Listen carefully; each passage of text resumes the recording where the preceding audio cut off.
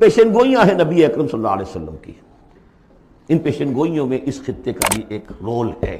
دنیا کے خاتمے سے پہلے کل روئے عرضی پر نظام خلافت علی منہاج نبوہ قائم ہوگا، اور اس کے قائم ہونے میں خراسان کا علاقہ، افغانستان خراسان ہے اور خراسان کا ایک حصہ پاکستان کا بھی کے اندر بھی شامل ہے، یہاں سے فوجیں جائیں گی اور یہ جو یروشلم ہمارے ہاتھ سے نکلا اسے بازیافت جو ہے یہ کریں گی. 80 برس تک وہ ان کے قبضے میں رہا. عرب واپس نہیں لے سکے.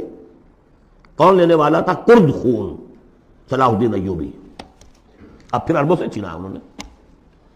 قوم بوڈی ہو چکی ہے، ان میں دم نہیں ہے. عیاشیوں نے اور دولت نے ان کو خالی کر دیا، کھوکھلا کر دیا. اب بھی کوئی لیں گے تو فرمایا کہ خراسان کی طرف سے جھنڈے آئیں گے، انہیں کوئی روک نہیں سکے گا جب تک کہ یہاں نہ پہنچ جائیں اور یہاں ایلیا میں جا کر یروشلم میں جا کر رسم نہ ہو. اس میں بھی ایک رول ہے پاکستان کا. امیر عرب کو آئی ٹھنڈی ہوا جہاں سے، میرا وطن وہی ہے، میرا وطن وہی ہے.